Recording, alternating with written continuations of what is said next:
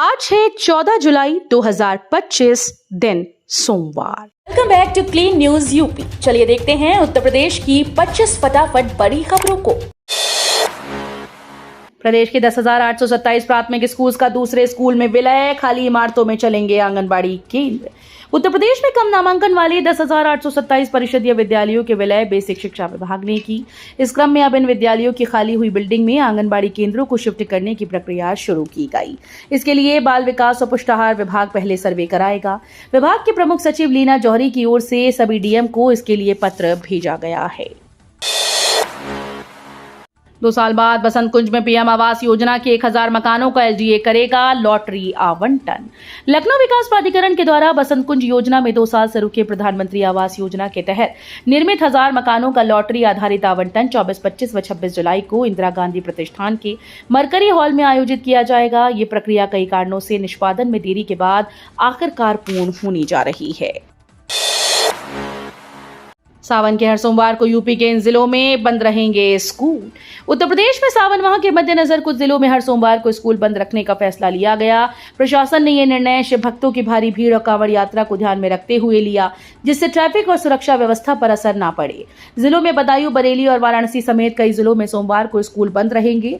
इन जिलों के बेसिक शिक्षा अधिकारी द्वारा निर्देश जारी कर दिए गए हैं। काशी विश्वनाथ मंदिर रूट घोषित हुआ नोवी का जोन। प्रयागराज वाराणसी एनएच की बाई लेन कांवड़ियों के लिए सुरक्षित। श्रावण मास में यातायात को लेकर नई ट्रैफिक एडवाइजरी का क्रियान्वयन शुरू हो गया है। वाराणसी कमिश्नरेट पुलिस ने ट्रैफिक डायवर्जन लागू कर दिया। डायवर्जन मंगलवार सुबह 8 बजे तक प्रभावी रहेगा। शहर में वाहनों का प्रवेश नहीं होगा और उन्हें बाहर से ही गंतव्य को भेजा जाएगा। यूपी में 5 किलोमीटर दूर स्कूल जाने वाले छात्रों को मिलेंगे 6,000 रुपए। अगर आपके बच्चे का स्कूल घर से 5 किलोमीटर या उससे ज्यादा दूर है तो अब यूपी सरकार आपको 6,000 रुपए सालाना यात्रा भत्ता देगी। इसका मकसद है दूर दराज के छात्रों को स्कूल तक आसानी से पहुंचाना और उनकी नियमित उपस्थिति बढ़ाना। सरकार की नई योजना से हजारों बच्चों का सफर आसान हो जाएगा। नोएडा के सेक्टर 153 में मिल रहे हैं 1000 स्क्वायर मीटर के ऑफिस प्लॉट। नोएडा अथॉरिटी ने सेक्टर 153 में 10 कॉर्पोरेट ऑफिस प्लॉट पेश किए। इनमें से प्रत्येक का आकार 1000 वर्ग मीटर है। इन प्लॉट को ई ऑक्शन के माध्यम से बेचा जाएगा। ये उन निवेशकों और व्यवसायियों के लिए एक बेहतरीन अवसर है जो तेजी से बढ़ते नोएडा में अपनी जगह बनाना चाहते हैं। लखनऊ आगरा एक्सप्रेसवे पर ईवी के लिए बड़ा कदम। यूपी सरकार लगाएगी 5 चार्जिंग स्टेशन। उत्तर प्रदेश सरकार ने इलेक्ट्रिक वाहनों को बढ़ावा देने के लिए अहम फैसला लिया है। राज्य सरकार अब लखनऊ आगरा एक्सप्रेसवे पर 5 जगहों पर इलेक्ट्रिक व्हीकल चार्जिंग स्टेशन लगाने जा रही है। ये फैसला न सिर्फ ई वाहनों को प्रोत्साहित करेगा बल्कि पर्यावरण के लिए भी फायदेमंद साबित होगा। इस दिशा में एक महत्वपूर्ण कदम उठाते हुए उत्तर प्रदेश एक्सप्रेसवे औद्योगिक विकास प्राधिकरण ने हाल ही में एक सफल परीक्षण भी किया। प्रयागराज में लगेगा बड़ा रोजगार मेला, 1000 युवाओं को जॉब का मौका। क्षेत्रीय सेवा योजन कार्यालय प्रयागराज और राजकीय औद्योगिक प्रशिक्षण संस्थान नैनी के संयुक्त तत्वावधान में आज राजकीय औद्योगिक प्रशिक्षण संस्थान नैनी परिसर में सुबह 10 बजे से रोजगार मेले का आयोजन किया जाएगा। इस वृद्ध रोजगार मेले में निजी क्षेत्र की लगभग 14 कंपनीज के द्वारा 1000 विभिन्न रिक्त पदों का चयन किया जाएगा। नेशनल और मल्टीनेशनल कंपनीज की ओर से रोजगार मेले में शामिल युवाओं को नौकरी दी जाएगी। डेयरी से 1,500 महिलाएं बनी लखपति। कौशल्या ने योगी से साझा किया अनुभव। बुंदेलखंड में बलिनी मिल्क प्रोड्यूसर कंपनी की सफलता को देखते हुए मुख्यमंत्री योगी आदित्यनाथ ने गोरखपुर में राष्ट्रीय ग्रामीण आजीविका मिशन के तहत श्री बाबा गोरखनाथ कृपा मिल्क प्रोड्यूसर ऑर्गेनाइजेशन का गठन कराया। महज 1.5 साल में गोरखपुर मंडल की 25,000 महिलाओं को इस एमपीओ से आत्मनिर्भरता की राह मिली। इस एमपीओ ने ग्रामीण अर्थव्यवस्था में 50 करोड़ रुपए से अधिक का योगदान दिया, जबकि 1445 महिलाएं लखपति दीदी बन चुकी हैं। यूपी में छात्रवृत्ति के लिए हर साल आवेदन की बाध्यता होगी खत्म। पहली बार में ही मिलेगा यूनिक एनरोलमेंट नंबर। प्रदेश में हर साल समाज कल्याण विभाग और अल्पसंख्यक विभाग की ओर से प्रदेश के लाखों छात्रों को छात्रवृत्ति प्रदान की जाती है। इन छात्रवृत्तियों को पाने के लिए सभी छात्रों को हर साल नया आवेदन करना होता है। इसके कारण कई बार छात्रों को पूरी पढ़ाई के दौरान छात्रवृत्ति मिलने में दिक्कतें होती हैं। जानकारी के मुताबिक समाज कल्याण विभाग ने अल्पसंख्यक विभाग के साथ तय किया कि छात्रवृत्ति के लिए अगले साल से एकीकृत पोर्टल लागू किया जाएगा। काशी में झमाझम बारिश के बाद सड़कें हुई पानी पानी, अगले 4 दिनों तक बारिश के आसार। रविवार की भोर में वाराणसी में गरज चमक के साथ झमाझम बारिश हुई। करीब 1 घंटे तक हुई तेज बारिश के चलते बनारस की सड़कें जलमग्न हो गई। सड़कों और गलियों पर पानी भर गया। इससे राहगीरों को काफी परेशानी का सामना करना पड़ा। मौसम विशेषज्ञों की माने तो वाराणसी में अगले 4 दिनों तक बारिश के आसार हैं और हल्की से तेज बारिश हो सकती है। केशव मौर्य बोले, कार्यकर्ताओं के दम पर 2027 में फिर दोहराएंगे 325 का आंकड़ा, सपा राजद पर साधा निशाना। प्रदेश के उप मुख्यमंत्री केशव प्रसाद मौर्य ने 2027 विधानसभा चुनाव को लेकर के बड़ा दावा करते हुए कहा कि भारतीय जनता पार्टी कार्यकर्ताओं की ताकत पर एक बार फिर से 325 सीटों का ऐतिहासिक आंकड़ा दोहराएगी। सर्किट हाउस में रविवार को पत्रकारों से बातचीत के दौरान उन्होंने विपक्ष पर भी तीखे हमले किए। निजीकरण के साथ अब 16,000 पदों को बचाने के लिए बिजली कर्मचारियों ने खोला मोर्चा। पूर्वांचल दक्षिणांचल के निजीकरण के विरोध में आंदोलन तेज होता जा रहा है। दोनों निगमों के आरक्षित 16,000 पदों को बचाने के लिए सम्मेलन शुरू हो गया। कानपुर वाराणसी के बाद अब 15 जुलाई को आगरा में आरक्षित पदों को लेकर सम्मेलन होगा। दूसरी तरफ संघर्ष समिति ने यह दावा किया है कि आंदोलन में बिजली कर्मियों के परिजनों के साथ ही उपभोक्ता भी जुड़ रहे हैं। पत्नी से गुजारा भत्ता मांगने पीसीएस ज्योति मौर्य का पति पहुंचा हाईकोर्ट। 8 अगस्त को होगी सुनवाई। बहुचर्चित पीसीएस ज्योति मौर्य के पति ने अफसर पत्नी से गुजारा भत्ता दिलाए जाने की मांग को लेकर इलाहाबाद हाईकोर्ट का दरवाजा खटखटाया है। कोर्ट ने पति की अपील पर ज्योति मौर्य को नोटिस जारी कर दिया। यह आदेश न्यायमूर्ति अरिंदम सिन्हा और डॉक्टर वाई.के. श्रीवास्तव की खंडपीठ ने पति आलोक मौर्य की ओर से आजमगढ़ की पारिवारिक अदालत की ओर से गुजारा भत्ता की मांग वाली अर्जी खारिज करने वाले आदेश के खिलाफ दाखिल अपील पर किया। मायावती ने 7 राज्यों के पार्टी संगठन की समीक्षा की। कहा, भाषाई आधार पर होने वाली हिंसा घातक। बसपा सुप्रीमो मायावती ने कहा कि देश में भाषा विवाद को लेकर हो रही हिंसा घातक है। केंद्र को इस पर संज्ञान लेकर लोगों के जान माल की सुरक्षा करनी चाहिए। उन्होंने कहा कि ऐसा तब होता है जब धर्म, क्षेत्र, जाति और भाषा आदि की संकीर्ण राजनीति लोगों की देशभक्ति व उनके देश प्रेम पर हावी होने लगती है।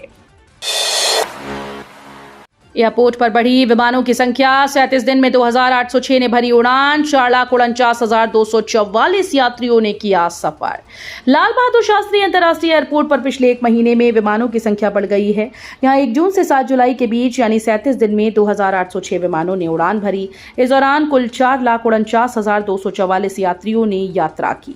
1 अप्रैल से 31 मई तक यानी 2 महीनों में कुल 2,357 विमानों का आवागमन हुआ। यूपी के 11 विरासत भवनों और किलों को पर्यटन स्थलों में बदलने की तैयारी में है योगी सरकार। यूपी में सीएम योगी आदित्यनाथ के नेतृत्व वाली सरकार राज्य के ऐतिहासिक धरोहरों को नया जीवन देने के लिए 11 पुराने किलों और भवनों को पर्यटन स्थल के रूप में विकसित करने की पहल शुरू की।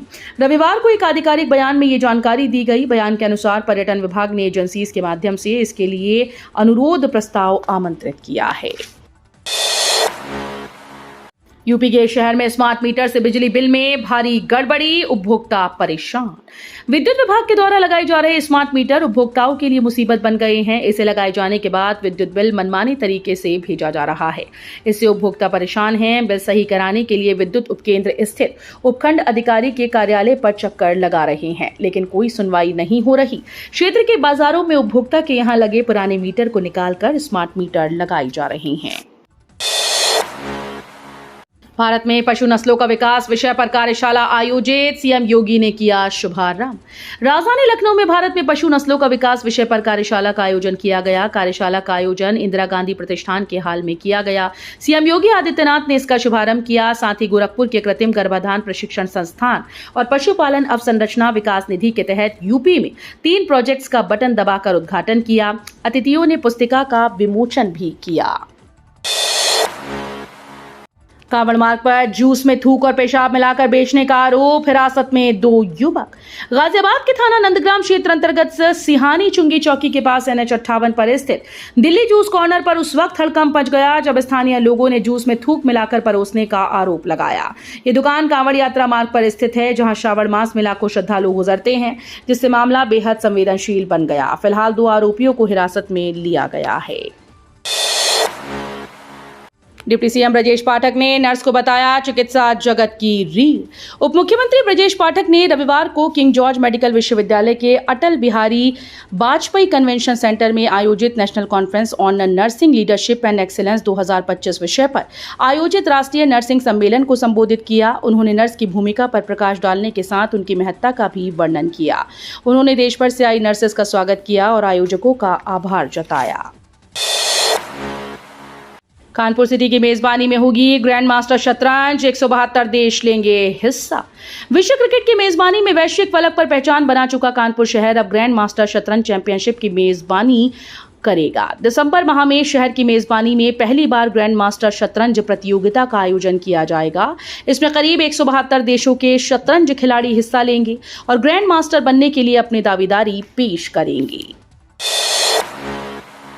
प्रतापगढ़ में प्रयागराज अयोध्या हाईवे का एक लेन कांवड़ रूट घोषित। सावन में कांवड़ यात्रा के सुचारू और सुरक्षित संचालन के लिए पुलिस द्वारा प्रभावी ट्रैफिक व्यवस्था की जा रही है। भूपिया मऊ से देलूपुर तक प्रयागराज अयोध्या हाईवे पर डिवाइडर के कट बंद किए जा रहे हैं, यानी इसे कांवड़ मार्ग के रूप में इसका एक लेन कांवड़ियों के लिए आरक्षित किया जाएगा, दूसरी से अन्य वाहनों का संचालन किया जा सकेगा। पुरानी पेंशन बहाली की मांग को लेकर 25 नवंबर को दिल्ली कूच होगा आंदोलन।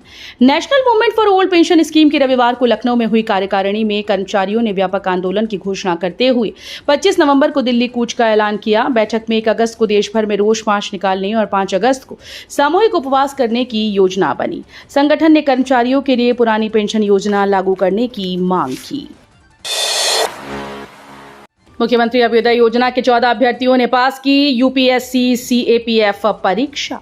मुख्यमंत्री योगी आदित्यनाथ द्वारा शुरू की गई मुख्यमंत्री अभ्युदय योजना एक बार फिर से उत्तर प्रदेश के युवाओं के लिए उम्मीद की किरण साबित हुई है। संघ लोक सेवा आयोग के द्वारा आयोजित केंद्रीय सशस्त्र पुलिस बल परीक्षा 2024 में इस योजना से जुड़े 14 अभ्यर्थियों ने सफलता हासिल की। सबसे बड़ी उपलब्धि श्याम यादव ने हासिल की, जिन्हें ऑल इंडिया रैंक 2 प्राप्त हुई।